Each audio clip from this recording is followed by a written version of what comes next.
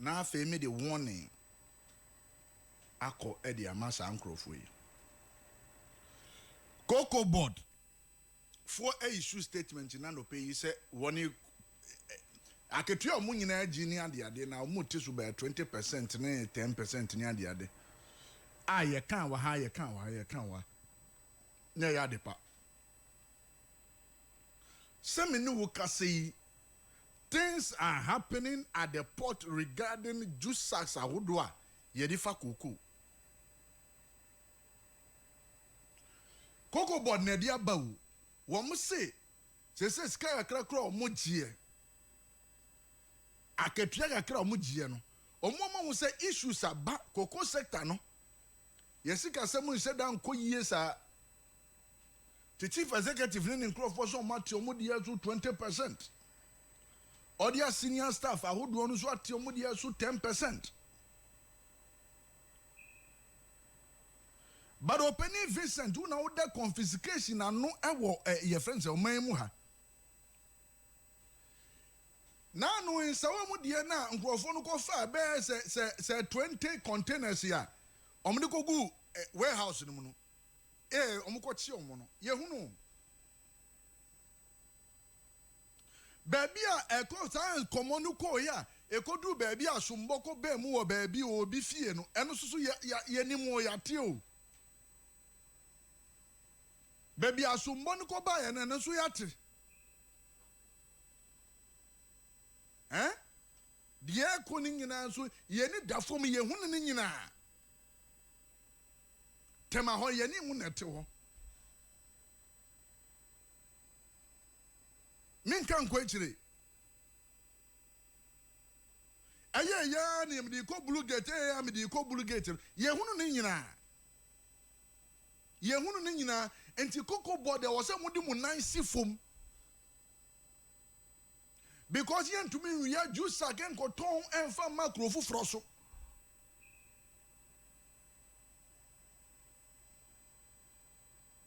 ebra kan yen ye betua no memu ha yen ye careful me see ye de ni die chire boys go ground so mo ye djuma Koko kotokuo no mu ye police in be mu military fo nyina be mu no ni nyina ye nim Jubilee House penya oda ho awususu no ya na ye a wo fie ni ye meeting no so no eno so ye nim your pictures were evidence you munya ntoboaze ho no munya ntoboaze pa o mind mu no we are having challenges within our cocoa sector. Mamu mfa se bieburu se bianyadu adifudi penny kronobo enfa nkosisa containers ahodo e di juice sacks aba in the name of say obi clear ade no ye oni am ye mache me di ko blue gate na hwa no we ya fa ho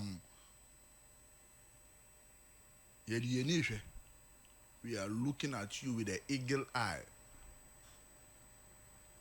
We are looking at you with the eagle eye. Modia mungoso Vincent me catch you. Una order confiscation. Open Vincent. Hey, you know what I know. You know what I know. Come on. But Ben.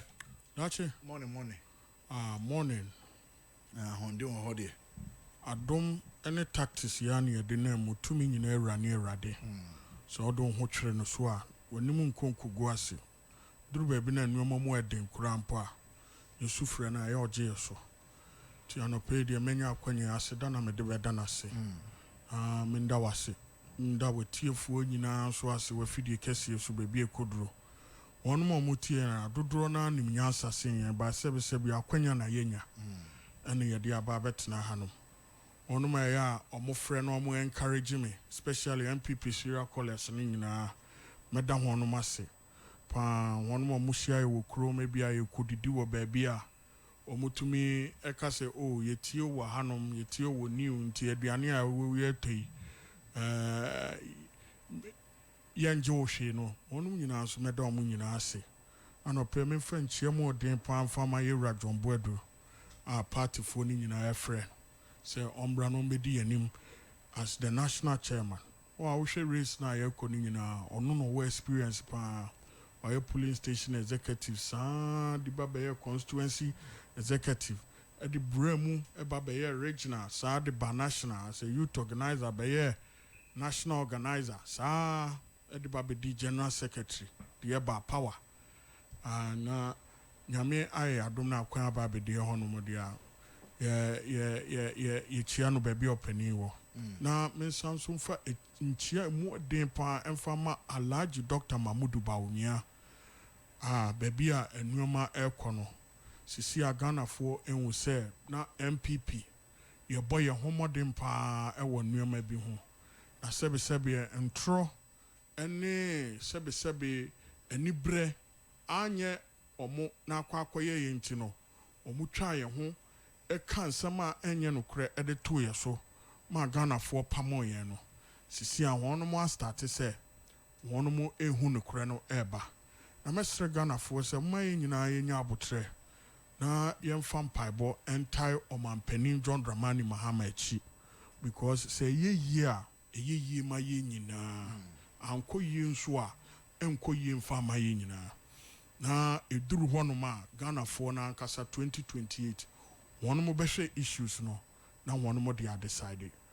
nti anɔpɛ deɛ mebaeɛ a yɛbaa no bɔkɔɔ Sunday yɛkɔyɛ Thanksgiving na ɛyɛ fɛ papapapa nkabom Thanksgiving nkurɔfoɔ bi ama dakye owura Brian Champon mepatwɔ Brian mete sɛ sisi a me ne ɔka sɛ ɔwɔ London me ne ne pie ne yɛ fine paa ɔmo sɛ ɔbɛba nyame adom sɛ Thursday or sɛ Friday menim nea ama no akɔ pie mu wɔ London deɛ but ɔno no deɛ menim sɛ ankɔ wɔ hanom ankɔ bɛba yɛwura kene akomprɛ kɔ Japan ɛm sɛ a day before Thanksgiving no ɛna mehu sɛ ne video bi ɛtwa gu a na ɔda delegate nyinaa ase na nka me expect sɛ ankɔ bɛba but me ne Kwasi Carton ɛkyate na mbisa ne saa de ntia na ɔma ntumi amba na ɔsɛ na ɛyɛ yɛwura akomprɛ kɔ wɔ other engagement ɛm sɛ ɛne ahemfofuo bi a na ɔno ɛyɛ yɛ kɔda ɔma se ɛne Thanksgiving no ɛhyiaeɛ na wama ɔmo ano yie nti na sɛbesɛbe ɔka sɛ ɔtu ahemfodeɛ no ahyɛ da a ɛbɛkɔ akɔyɛ sɔmwee bi nti ana ɔkɔɔ hɔnom ɛne hɔnom kɔdi nkita ho it is not true sɛ there was no invitation extended to this individual ɛnyɛ nokorɛ dakye sisi a party no nkabom na yɛhwehwɛ wɔn ma sɛbesɛbe ɔmo pɛ sɛ ɔmo kakasa bi de mpaapae mu ne adeɛ ɛde ba no mɛsrɛ sɛ ɔmo nya abotrɛ ɛnyɛ adeɛ ɛbɛboa ekuo no yɛnya abotrɛ na yɛntoto nneɛma yie the way a Ghanafoɔ ɛbrɛ this time no ehu paa sɛ sɛbesɛbe dollar akɔ fam na woyɛ biribiara bisisi a biribiara price ɛkɔ soro ɛnɛ me ne ɔka sɛ ɔmato fuo mu ɛnɛ anɔpɛ yi a ɔsɛ ndra anɔpa ɔmato fuo mu drivers foɔ nso sɛ wɔn mo ɛto lɔre fam by 20% menim sɛ wo ne wɔn akɔ akɔdi nkɔmmɔ nso deɛ a anka ɛsɛ anka woma yɛhu reason why a sɛbesɛbe dollar no aba fam a wɔn mo ka saa asɛm yi sɛ sɛbesɛbe omoto lorry fare mu by 20%. Enti enuma yes omoto mu by 20%. Minim se what there sanka woye ho engagement anope Enra was all over the news. Enti ye besre sisi aboso kan spare part of we nso so nim se honom so cost strike.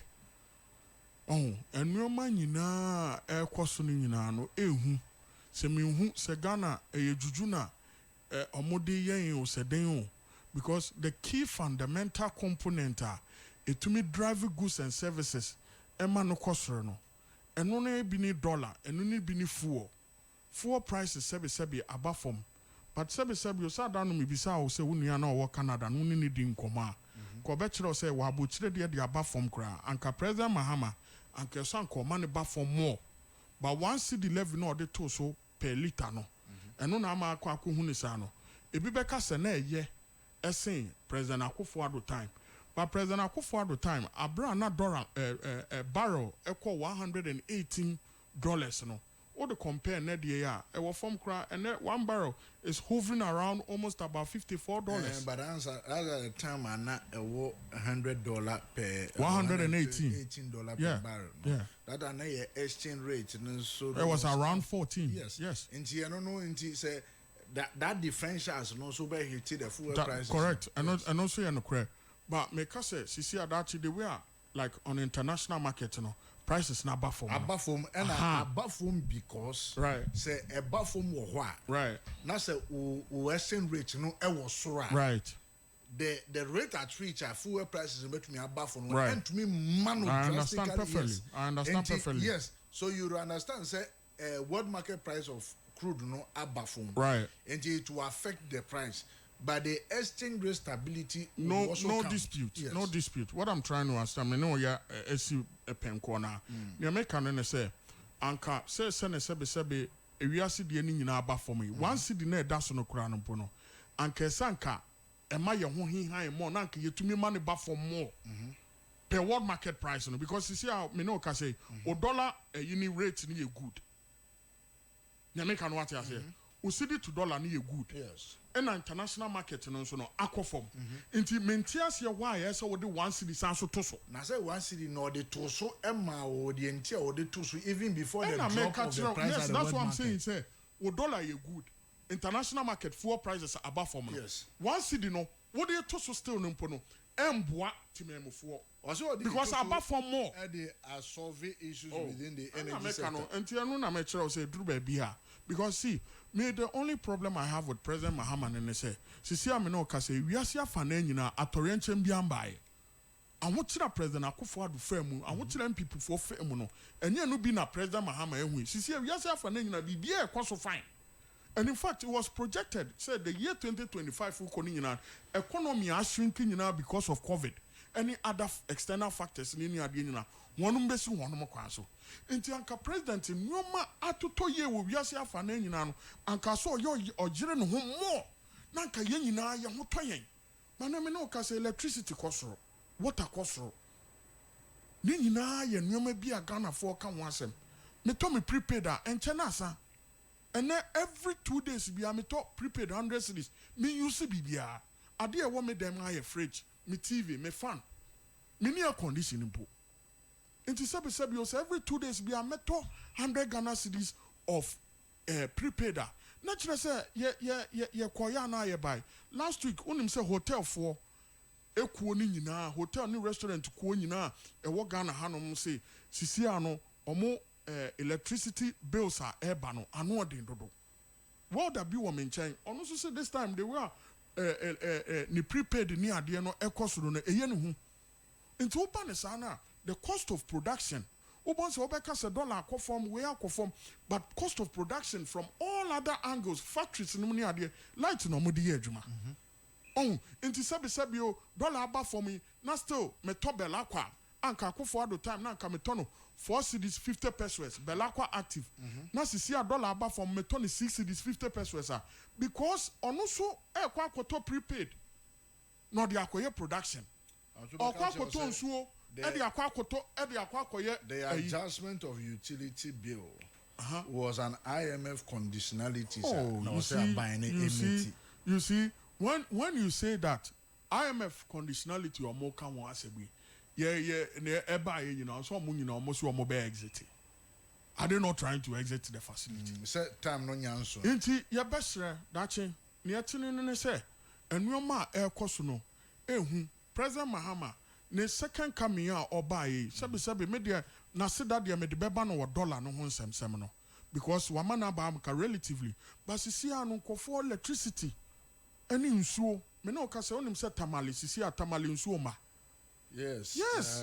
Oko teshi hanum ya nso a nungwa bachona spintex and eko pram Michelle Camp wonu nyina nso ma widiba nso ma so eduro nso ma. In fact I think it's 2 weeks ago. Yes. And Emene Ghana Water for the Nkomoha and they explain issues relating to Nungwa and so one desalination plant now had an issue they can resolve, but there is a legal issue a border on an animal handful because of and the court has put an injunction on the operation. Those to me in fact uko baby to say Ponkatamanso and one nana this ankomo inshono emma almost a woman and Juna Babako, a bunch of maybe an matching bear one. Yeah. Sometimes will be answered that. Obesoya and Anopanoma too. Wow. And the MP as at that time, you need in Como Akram or Casa, or no cry and arguing so, go back to 2 boreholes. But on Bay test and that is shooting in and chinning, including your medical to the Dakran. So, serious. That channel me oko Facebook is here. Erastus Asar don't call or send a raho. So on mine be a agriculture be and so no more dear. But or should the way a galamsey no AD and yana. And what dang. Another shortage of another angle of shortage of water now has to do with galamsey no. Oh, Sisia me no kase. That's it. Unum say unko start so mucho mukokogu. That's it. Unko cha omukokogu because of galamsey. Because Sisia go the page and move. And a cocoa prices in a bathroom. Inti ama and nyoma chese o dwene ho a won te ase ba aba we sent here omo but me banana metie cocoa nsem am okay enye se ebi aban na otiso no obi ampena asemo sebi o ya amanyofo na aso mpo adi baabi a yeduabo onim kasa omo kaaye se akofo ado de ni tirimo odin na ka wonu man dis for de omo ba omo de cocoa bag no ba ko de be ko 60 million. One bag be almost and come cocoa kuyanino 60 million. Nankawodi and Kawo Yan Shakran, Kawdi Jano, baby, Akufuadu Jano. Akufuadu, dear no, Dija, what's answer to so? Bag be origin in some 10 million. Bag be origin in some 10 million, that is 1,000 Ghana cedis. Na cocoa kuyanino, or we are obet to talk in a cadre, ne fertilizer, na kati or the begu, a yinosuni adini yinan, a nyoma be obey electricity costro, water costro. Bibia ye into 2,500 now, dear Jano, then pan or the bay. Oh, and the Ghana Cocoa Board say, what ye is soon a hoodoo. You see, one also at almost salary so 10%, 20%. A one month podium, Monka. Nankas have a woe banner say, what crap Viet in Qua 4, wo Randy Abbey. On any deputies, or Macra Viet in Qua 4, Sikahin and Kekum. Randy Abbey now on Notina one. President Mahama Sebi. Pennyfo anyan kuntiana koto enyetri Pennyfo catch say akwe die or your football administrator koko nsem onhu ani so pamono na fo bi fufuro sha ho o se da bi o ya madam fo men pamono sa na first one wo ba ye anyan kusam nti president Mahama ntumi am perform akwe die football ho nsem de o ya de anka betimi de na kwese sports ministry Coco a pan coco some Randy nim coco once a mibia. Enti dache obi a onim football no de anka ye ko World Cup say nanka wo de ne ko hono so onko direct no. Enu mo ye nyina no no na ama sa nim guase ato no. Because me no ka say ye see oni ni CMC crampo nya fine. Oni ne nya fine, onu so ni adwuma no. Adwuma no watena wono ma chese wo Randy Abbey no. Wo de ye political appointment.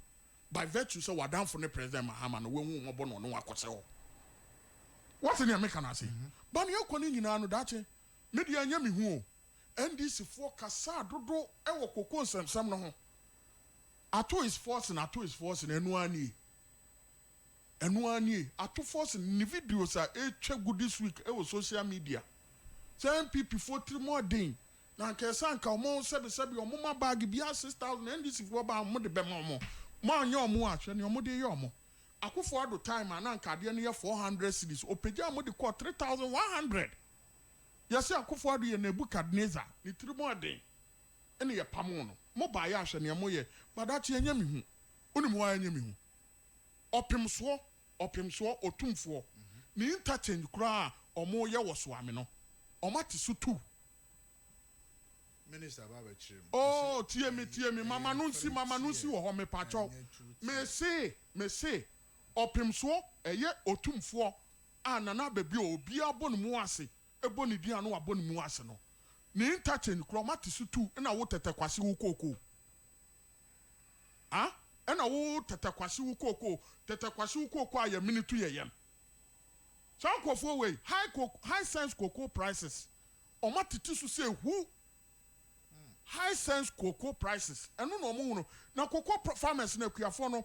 omo anka so omo di se ye ne omo kasa ye omo antie ye ba ye ka kira me se papa yi okwa a omma bio sika obe park bia or park dia kofie okwa retirement oni na busuafo politics no ngi ne mpo se omma ye bio nti sabi o wachechire mo nsa de atomachi na bag bia o wafa ne 10 million a munye din na montena ho munye din ekuafo nye din na montena ho kwasakufo ado ne oyema amunyina mo frɛ ne Nebukadnezar sɛ ne tiri mu ade ene kokokuani asema aba nyina no daatuma menka no kura ne mu nkyerɛw sɛ senti akoko ni kokokuani ni yem ni nsurumu etwa ne sɛ Cocoa board scholarship ni adie kura omode ma cocoa farmers enkofo ba ye omunya scholarship na wonu mo ma na omode mo fa ma cocoa farmers no enti cocoa farmers no kura no school fees ni adie so omutua no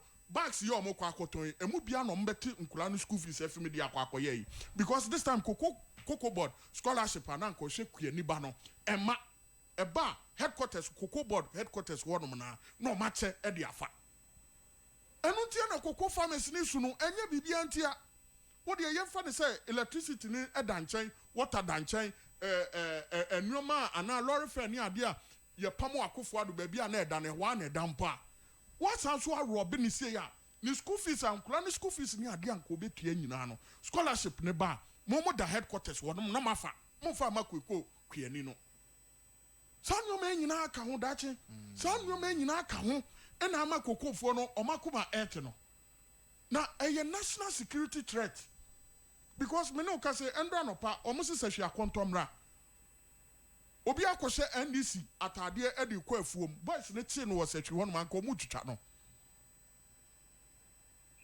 because omani abre dache de be strong man pani onfa ne nancy form oh anka cocoa farmers ibre nyinaa na anka private jet ya makra sa anka momo ba be yusu na anka match stop no na mo de seska na boa cocoa farmers na yanka satimem ayi politicians yensuya nyansa obetina akonya no so a na waso asi obetina akonya no so a na wani afra cocoa farmers the whole Ghana obi ebrese makra private jet sa momo de mo ba be yusu Eric Opoku say that's yeah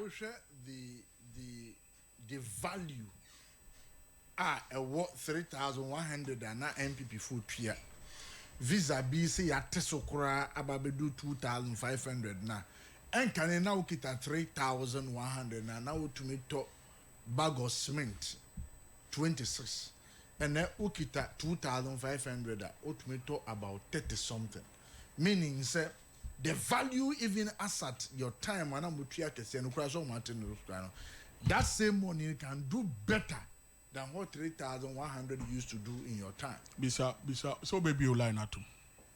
Baby line atum. Yes, I didn't baby for now. Aya bisa say iron rods or motes wine. Cement or motes wine.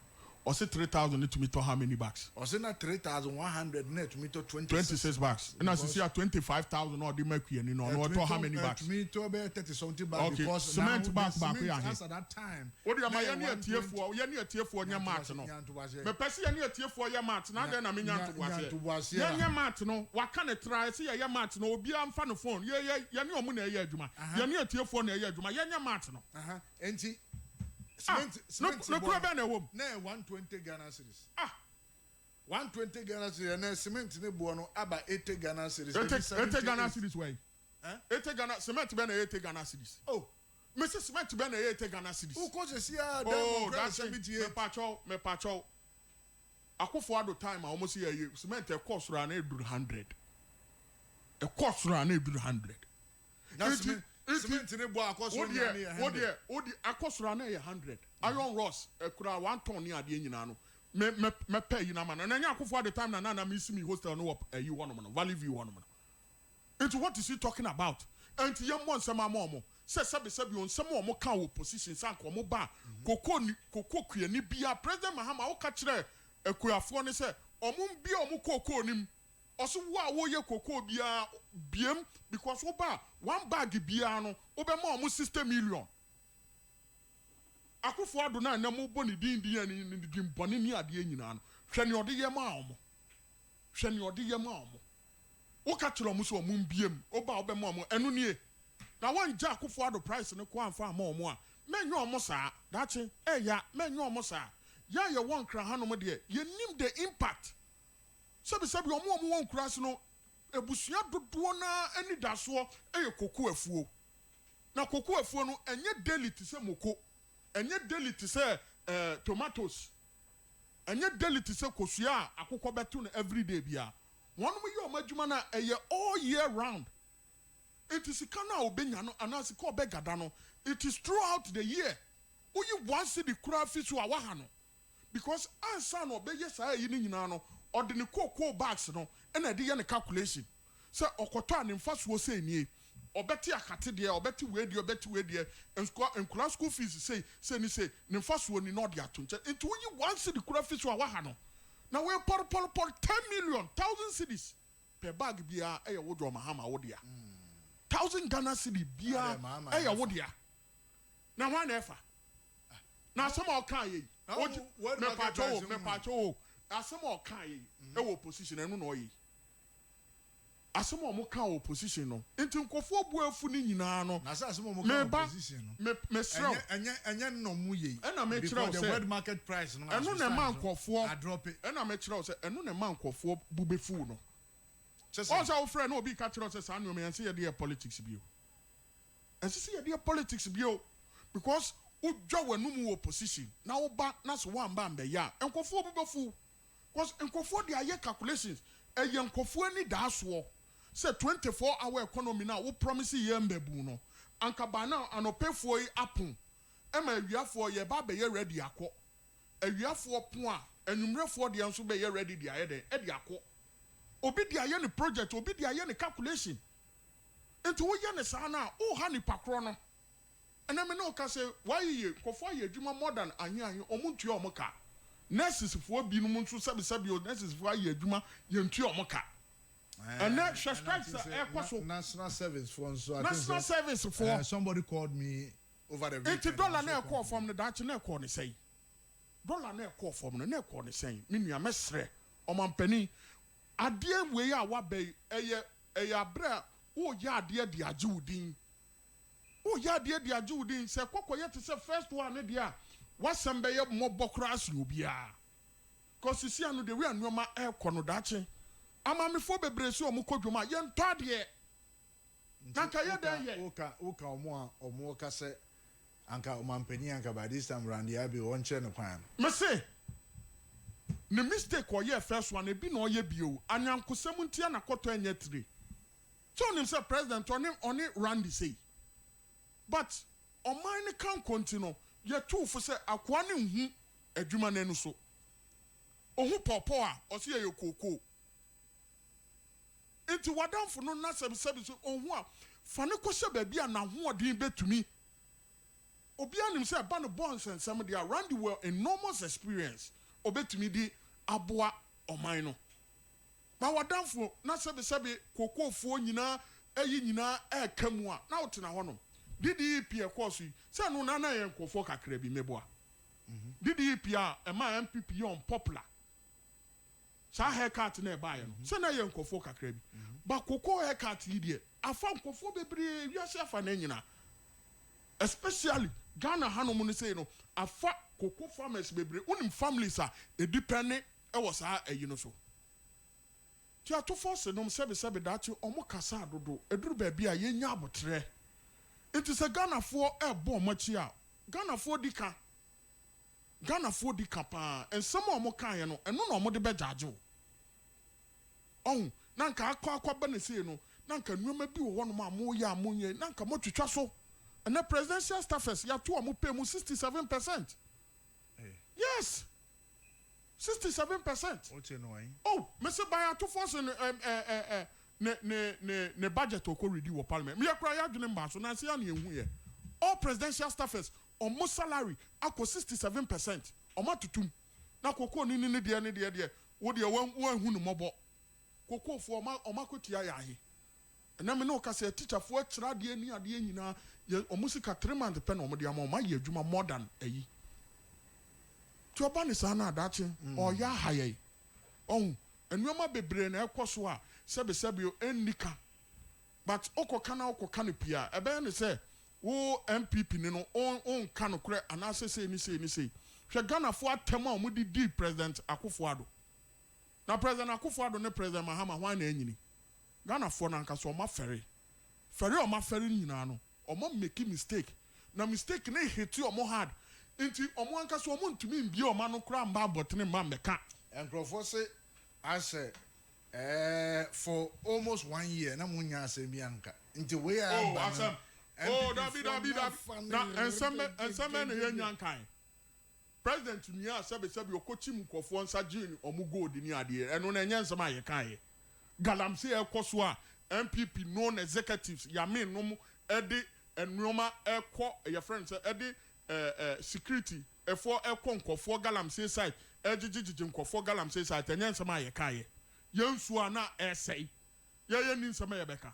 ya de ya twen ya toyabo Ghana fo na nkasa no omunim na me Ghana fo no me suro Ghana fo unim why se Ghana fo ye din a omu ye din a ese o ma o yem sew Ghana fo se wo ye bibi na so omu nkasa ho na omu nkasa ho na omu show din a o tina akonya no so a ese o ma o yem sew because na kire se ne e ba no anu ese enoma ben na aba so a ye ntumi nka and some of them can ye and no more ye 24-hour economy anyway 24-hour economy o maka so mo be man bebu anya adwuma ye na e wo hefa abaya to mama and only nya asema ye be e mama duration of 4 years anamboa and only and me no kasei and me no kasei ma me bo strike nko a e koso e wo kurom hanom strike nko a e koso sisi a strike adwumayefo e strike ekoso medi ansa na medi anu kura beba betwem dache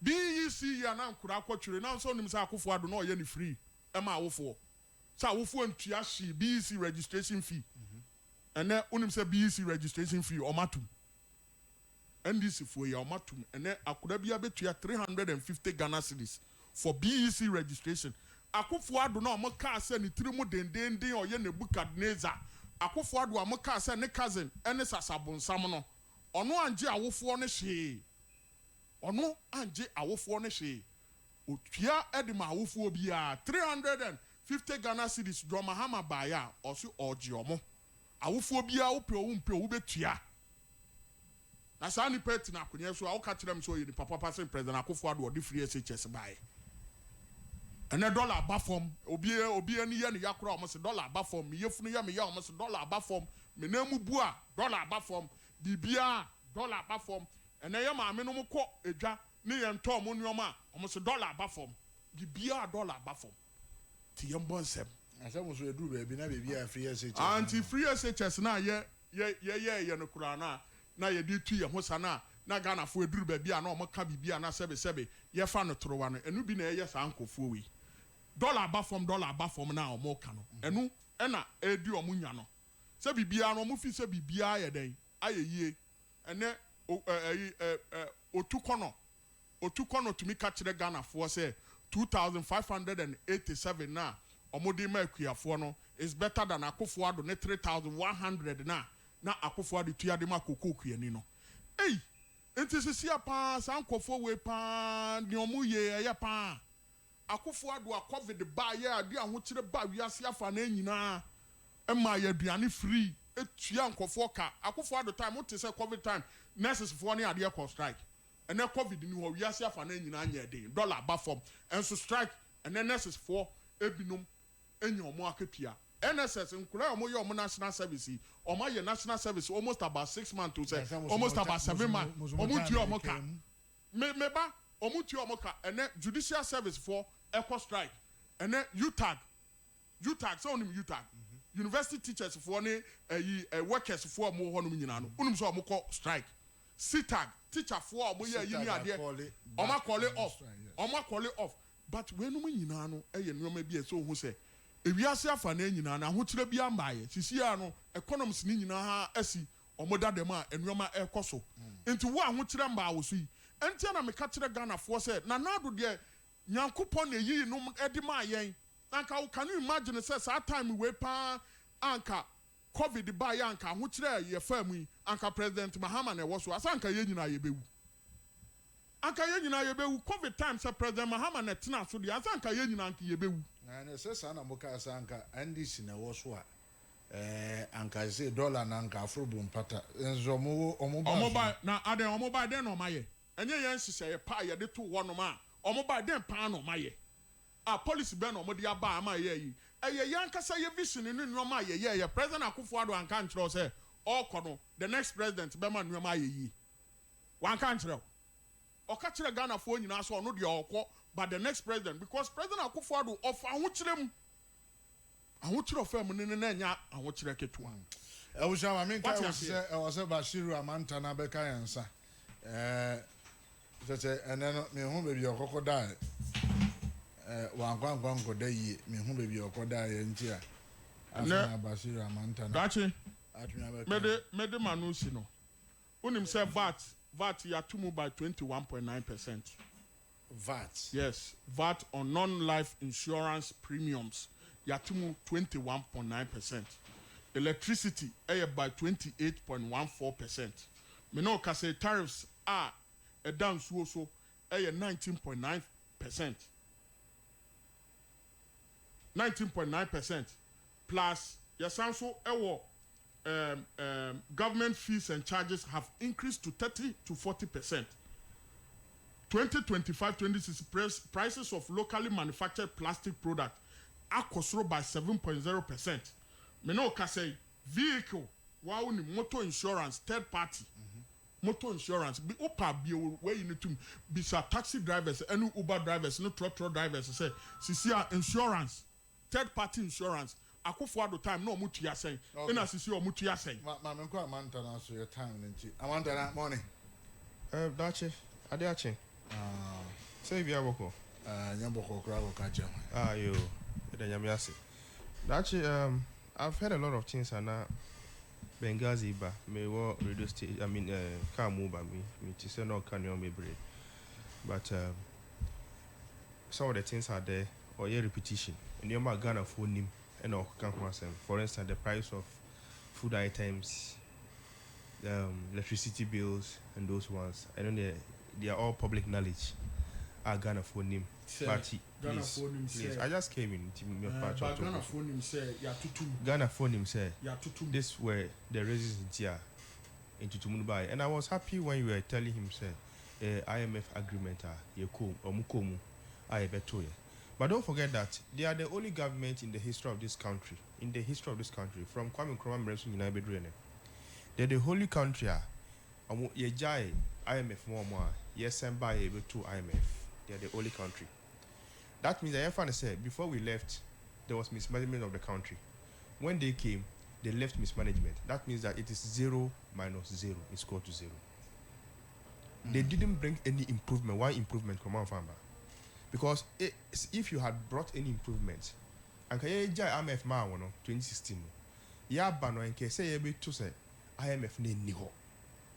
That shows that you've managed the country well. But if we have come or we're leaving and we left you IMF and we have come to meet IMF again, what's the signal? That means that you did not perform. Simple as that. Every logical person, we P1 and Kuala what the 1 minus 1 man or him say a 0. And the one that will be you one of her a 0. That's what MPP left for us.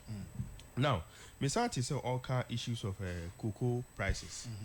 I just want to give some data but before the government of our discussion. Yes. Before we even go there, the cocoa farmer is a very rational person.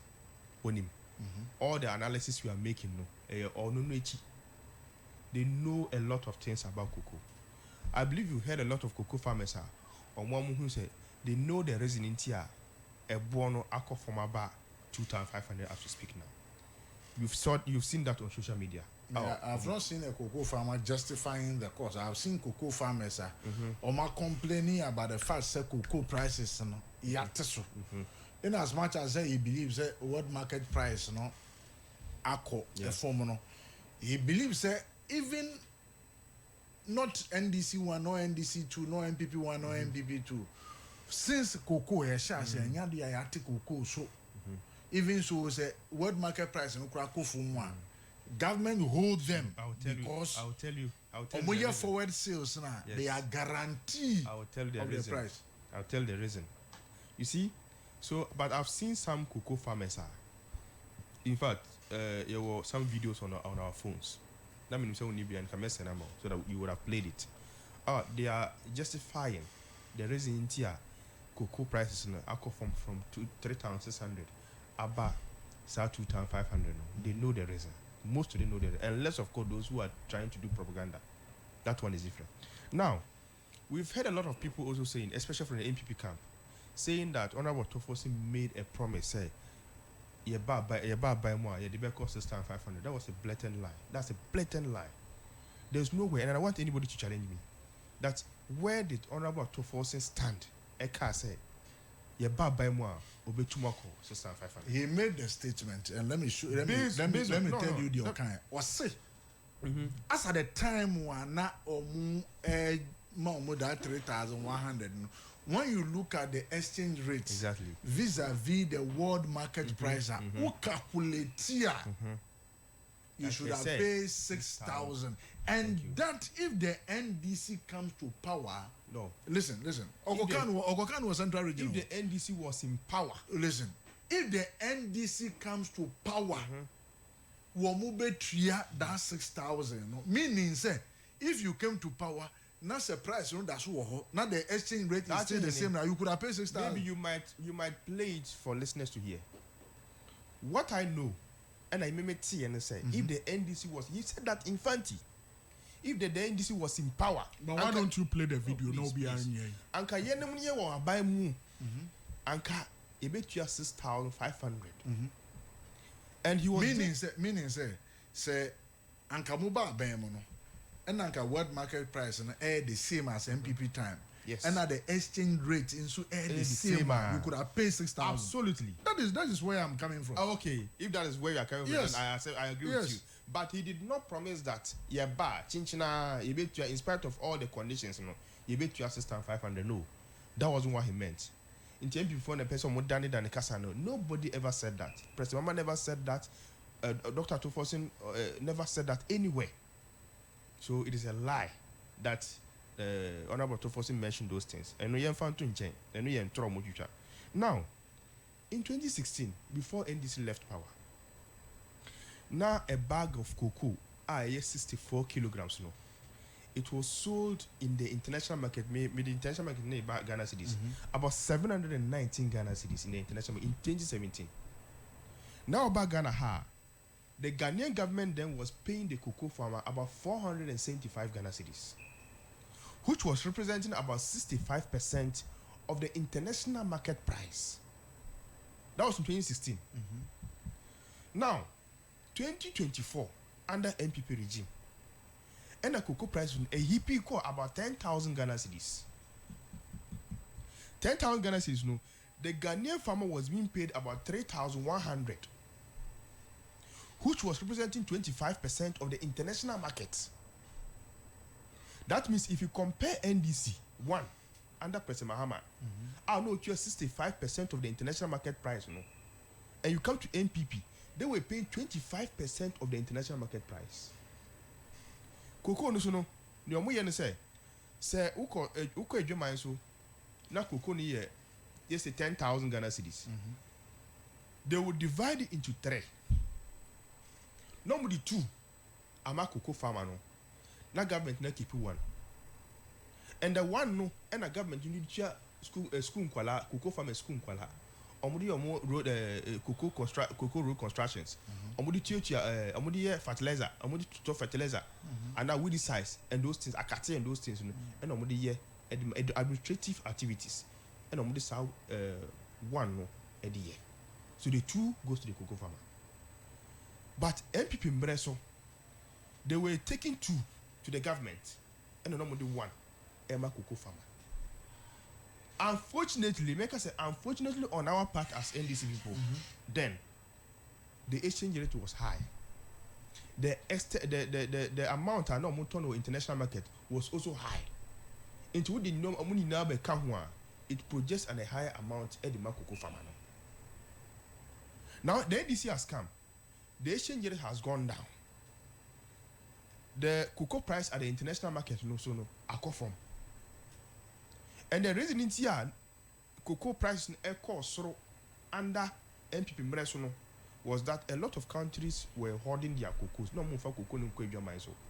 So the prices went high to influence people to bring it. So as at then they were supposed to sell the cocoa, but they kept the cocoa.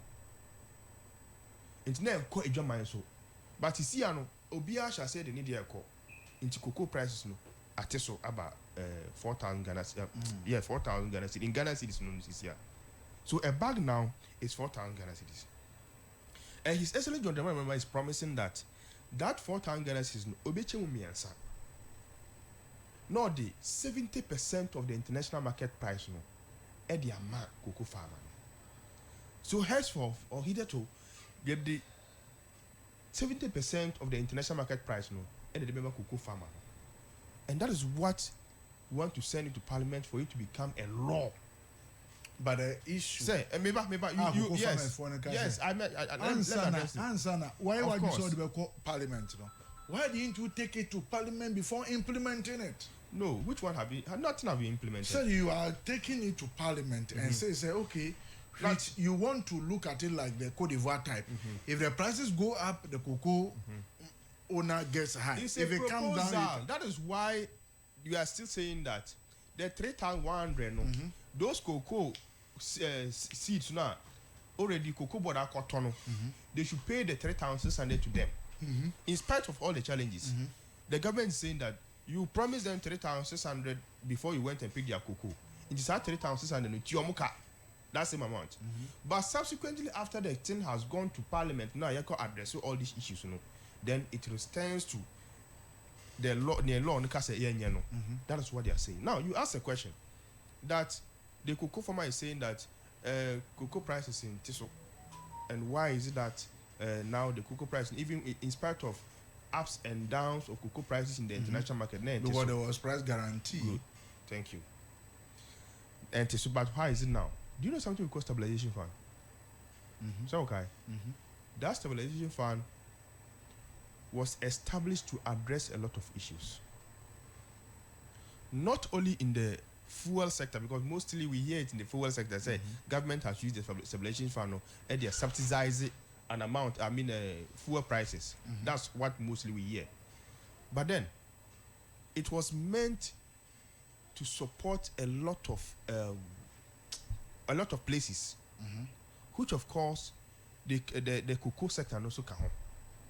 In this stabilization fund now, His Excellency John Dramani Mahama Ejai told Hono about $150 million in 2016. We left about $150 million inside the stabilization fund before we left office in 2016. Yabai, upe akukomore kurano ewa fund mo winya. So that amount na never hono, and then that government nifa.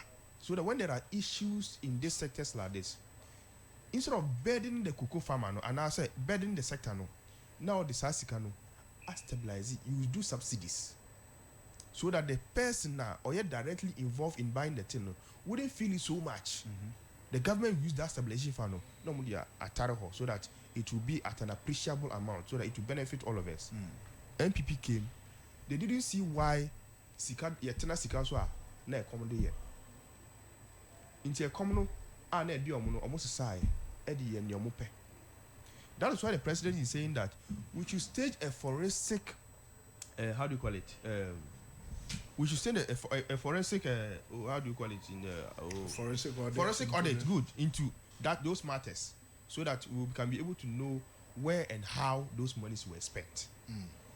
Into cocoa farmer TMA now, this is why it is difficult to subsidize the price for them today, because the stabilization fund no, and NKSA, yeah the buano, and the people of NPP are not more about almost quanta BPR. It's not more there. So the government needs to take a drastic action. Look, deregulation exercise. I know I'm person deregulation. It happened somewhere around 2005. President Kufuor argued that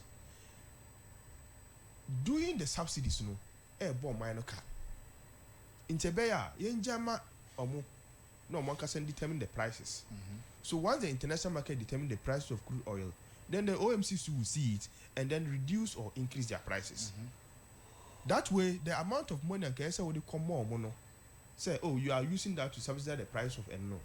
You use that amount of money to build schools, to build hospitals, to buy furniture for students, to solve issues of social crisis like this water issue. So let's detach it. Yenja ma pump for normal determine normal prices. So the OMC sits down and see the trading market. Okay, crude oil is going up, and now crude oil is above form. Intimatum and as may increase. And today we are saved from near President John Ajikum Kufuor. Or so just near Kayeno. We are saved from it. Now we are saying that in the cocoa sector too, we don't owe our cocoa. And when I say we don't owe our cocoa, because Yako Jessica will be ho, those syndicated loans, Yako Jessica will be ho, ne diaba. Ako to cocoa into who we are. Only Pacona Mausika, into a so this cocoa united, a common Pacona. And yes, you'll be faced with law issues and suit issues. So we didn't have control over our cocoa. Even if we have the capacity to add more value to your cocoa no krana, you wouldn't have the opportunity, because the white man or Nipene or Mao loan catcher say, so export it to me. So we didn't have control over our cocoa. President Mama is saying that we have the industries. Those are some of the reforms I'm propose here. We have the industries you bet me there. You bet me there. Some improver be idea about cocoa. We can put it into a certain how do you call it? Finished goods be. Adding value to it. Good, thank you. Adding value to it. We can add some values to it, the cocoa beans, so that we can use it and sell it at the international market, and we get the real value of our money, and not the real value of our cocoa. So he's saying that about 50% of cocoa beans we produce that are produced in Ghana will be processed domestically. From this 2026, Edico 2027, the crop beans we will make sure that we do that in this country. That's one of the reforms. We're also saying that, you see, we have a company that was PBC, someone in PBC. PBC, yes. Yeah, now PBC are good. For the past 8 years, NPP for Bayern, they didn't use PBC. They were using middlemen. No, they talk cocoa beans, cashew nuts, and those things. PBC. PBC wasn't working again. The government is saying that we will revive PBC and make it a full operational industry. A bit me out to talk. But my question with even PBC is that when the government made a decision of reviving PBC, because mobile and more appointment to PBC. In fact, the last time I checked from PBC, when the new CEO came, yes, now workers are not more PBC. In fact, the big lucky office, no credit keys, no coffee. Thank you. So let me tell you, for salary I came from years. Let me tell you. You see, this discussion of reviving PBC did not come today. It was an intentional war. When President came to power, not an intentional war. But you know why we're very loud on it? Because there are issues in the cocoa sector. But we didn't want to come and sit on radio station. I say, oh, there's a problem here. Hey, no. We knew of those problems before we came to power. So that's not the time I will be able to read. So because another TV, so because there are issues with BBC and TO. No, you don't do that. But when there are issues air prompting and people are talking about it, that means that is where you come to tell the people your intentions. Other than that, we will not appoint a CEO there when we didn't want to revive it. CEO no coin, so no. So it's idea ne down what that you say, but because of the discussion of cocoa issues about this year, that is why you are hearing it. Let's say for the first time or maybe now. We make it a pronouncement for you to know that we haven't left it off. We are still going to revive PVC. Until now, won't see that. Then yes, revive. Because I knew issues of PVC. Yeah, I know. Well, we all know it. Yes. Just as I have told you, because they were not loud. People, cocoa matters. They are loud. Please, you spoke for long. They but you see, yet, that's why we are those things urban. Now, another thing you are saying is that instead of not owing your cocoa, Ukoji and Saya, how do you call it? How do you call loans in P? Abusia, thank you. Ukoji Busia, Ebeto Kukono. Let's do it domestically. Let's use our domestic Sikana Yankasa or Ghana cities. No, if me akwaji or bank so bank agree ADB say if me akwaji Sika or ho and I say bank you and I because my Sika name for Kotoko and the Sika Bessa Brew. We won't do foreign ones again. Say bear foreign ones no crack a craving a bear. So that we can have that 50% of cocoa beans to our own self to manage those ones. These are all reforms, sir. Okay. It's essentially John the money moment. The issue about Atu Forcing and what Atu Forcing said in particular. Let's listen to Atu Forcing so that all of us can clear this issue. That's so fine. But this I hope you didn't take it from MPP this is Atu Forcing.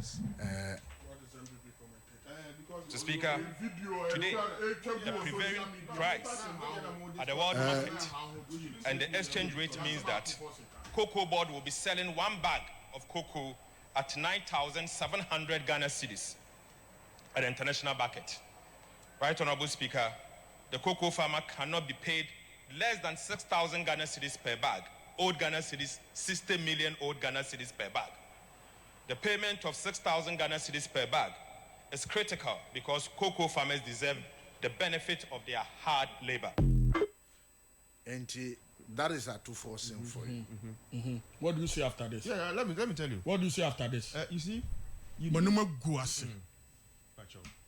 The video that we was cut at a certain level. Oh, and I'm no. Oh, you didn't start the video well. Oh, this is the budget, right? Oh, yes. No, kind budget, no. Oh, no. This was in the I think was it new under NBP new parliament current parliament and yet the your friends National Theatre. This one was at the National Theatre. So National Theatre friends the Dome. Dome. Makeshift. What do you no tie meba amantana meba mama 1 minute me patcho tie me tie me meba amantana patcho tie me what do you 1 minute no I'm just saying sir no but you see let's interrogate the video please let's the video as some kind no obi ate was in opposition and not in government. Yes. So if he was in a position, if the video was in a position, yes, as a then that exchange rate you're saying, wash. Look at where he's coming from. Look at what lame argument, baby. High. How and then now how high was prices? It? Oh please, cocoa prices they're saying they were high. Into what would anybody say that the cocoa farmer cannot be so changed? Of course, he was right because everything was high. As a then the cocoa farmer needed. You cannot come here and do an intellectual masturbation here. Look, please. Look, hear me. That's it. Look, why are you jittering? You see, okay, 1 minute. Why are you jittering? You see, in any case at all, even the video now, boy, you didn't start it well, and I'm saying you didn't start it well because, and can say would you quote a chirikakra, nay, the whole sentence, the whole sentence they make or make it, But most important part now, boy, and then the most important part. Most important part. I know he's a lawyer. He understands what I'm saying. Most important part, boy. Because when you are taking evidence, you don't go and start from the middle of the evidence and take it. You start it from the beginning. Summary. Summary. Not all instances. Summary was school. This propaganda summary. As at the time, MPP, do you know that MPP never brought anything significant to the MPP? The cocoa sector. Nothing significant. All the things they were doing were things everybody was doing. Cocoa farmers I'm telling you. Even fertilizer. Fertilizer now actually go to say not for sale. Then before tongue. And you know correct. Now fuel prices were high. They couldn't plow. Mobile Akate. mama fertilizers. Akate. You know Mobile Akate. mama fertilizers. Akate. All those is Mobile 1 year they ni were high. mama free fertilizers. Everything under their regime was high. Mama free And then fertilizers. there were things that every government, what every government wasn't doing was stabilization fund. That the NDC came in 2016 before they left power. They had something called the stabilization fund that will support the cocoa farmer. And about $150 million was left into it. MPP was nil. MPP never had anything. Now, secondly, every 65% of the international market price no cocoa farmer no. Now omu 25% at the farmer no. Now we are promising, say you will give them 70%. What they did was that omu koto cocoa sacks. A bit me also staying here for 10 years. Knowing very well that the cocoa sacks cannot be there for 10 years. Cocoa sacks when I'm on crop and I started. That's it. Why move? Those are your allegations. Allegation. It's something that is going on. Those are your allegations. Obi friend also who could do a Shama marketer. Zamrama for no ton cocoa sack no Ghana cocoa body a trade go fresh one no muton. Those are your those cocoa sacks. Now I say omoton kakra bi so that it will take about 2-3 years. The Omokoto cocoa sacks are already about 10 years. You know why? Because the procurement contract at the Omobi, and so that the person can also get money. Look, Amantana, Madame Fono me pewasem. Edru baby na edwuma ne yedin a. Men fa etiefo intelligence in twitwu form. And do you know wo kanu me patro, ne wo kanu o ya hye cocoa farmers na bufuo. Nia wo kanu o ya hye cocoa farmers na bufuo eduru baabi na adwuma na yedin a eye chopa o akuafo yesrem ye nya no ye nti mo fa nchen eye chopa eye kasa na metena hanom nkansam because awia obekwa akotena kimpiski akodidi cocoa farmer na obetumi akọ kimpiski akodidi obekwa kimpiski akodidi. Don't be doing that. No, don't be doing that. Oh yes, Anna, you are trying to rubbish up as all the cocoa creafo no money eye form.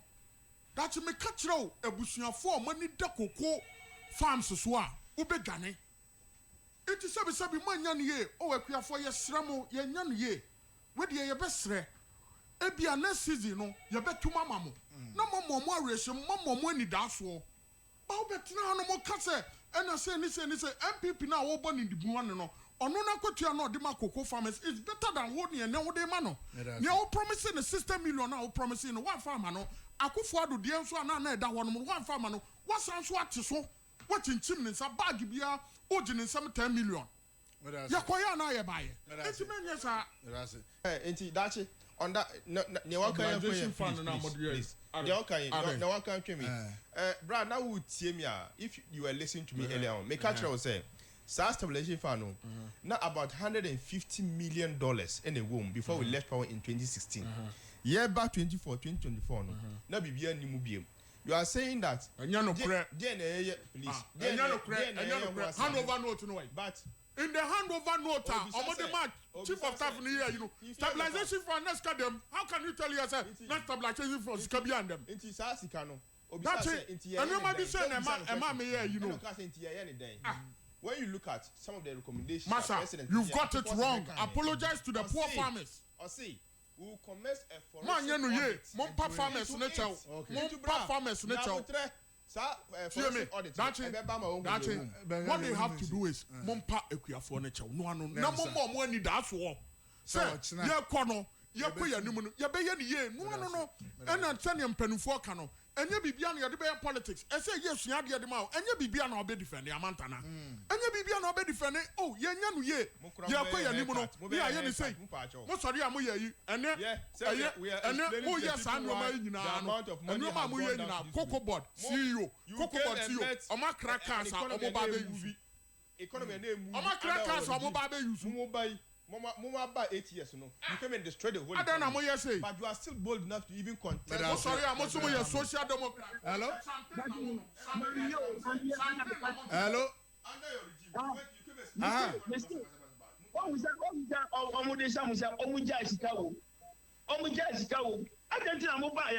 Forensic audit, 1 year. Oh, you should $10 million. I find out forensic audit. Our road.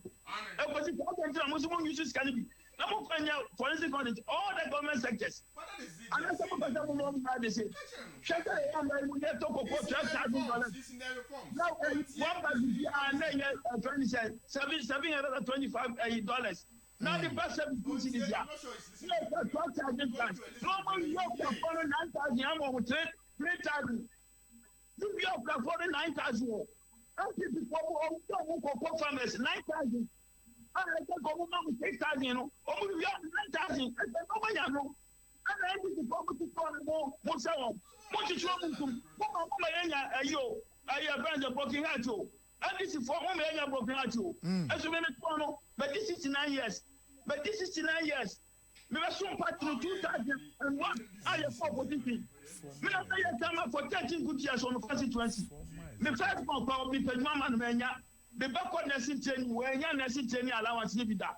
Of Akusuko University has, you know, to say with different parts. Mama broken heart. Much because there's a 450 stabilization cocoa fund. Not a mobile no to work at you. Say, oh, Mama, our friends say, Jebbe, no, other woman, I can get you back and push you on. I get you back push you on. $47 million, no. I get you back pushing on. It's almost double on the day. Almost double on the day. Cocoa farmers are on 9,000. 9,000 cities per bag. Per bag is only on 9,000. But if you are for it, every before we are on 9,000, and so no one know. Someone not cocoa on here $12,000+.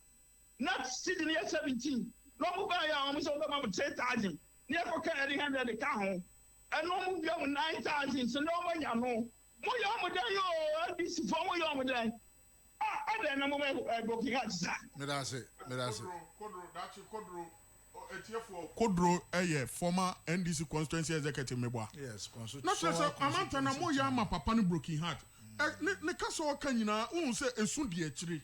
Yamu Yana, she say, Crampo, no, your cocoa farmer. Entiano and Kodro and Freya and the Mechida and Nape. International, there's something wrong. Also, more money broken heart. That is what you have to call a Kodro and this in it. Certainly, there is something wrong. Kodro, Chairman Honorable Kodro, Tie, the better was in our football. Certainly, there's something wrong. Who can say there's something wrong? Certainly, there's something wrong. And what is wrong? The international market has come down. The dollar has come down. That is what is wrong. You understand? Kodro asked a simple question. You came to power. Yes. You knew there were issues with Cocoa Board. Why sit down after these years when there is How many years? 1 year. Good. When there is an issue, you are now calling to a forensic audit. We are not now calling for a forensic audit. Yeah, but the first thing we did was to establish ORA. And the matters in ORA are more than 2,000 allegations on Modia Babema ORA. Attorney General is not a superman to use only 1 year to deal with those 2,000 matters. So the things have been dealt with small, bit by bit. And you're a lawyer. In fact, you are an incoming lawyer. You know that a person can allege, but it is left unto you to go and look for evidence to back your allegation. Into winter maintenance and for just some few months. And look, currently, this a friend saying, First moment, yes, with the one who see this Akwawe issue, that guy you always come here to defend. Signal Bureau guy, no. The Dubois. You see how his matter is coming is becoming dicey. We are all following it. You see how it's becoming dicey. When you are going into law issues and issues of allegation, you don't just use emotions, echo. You have to take your time and enter into chairman. Nyabotre, it's just 1 year and NDC for yeah. There is still about some 3 years at Juma. The ORA has captured a lot of things. Dealing with Newman Kakra. And you are asking that I didn't know about that. Then you see, Anka discussion with Kurano. No, maybe see. Anka Beshana discussion with Ankemba. Now issues of Cocoa Board now solve it and then we'll be quiet. This discussion came up because people started talking about issues Cocoa Board.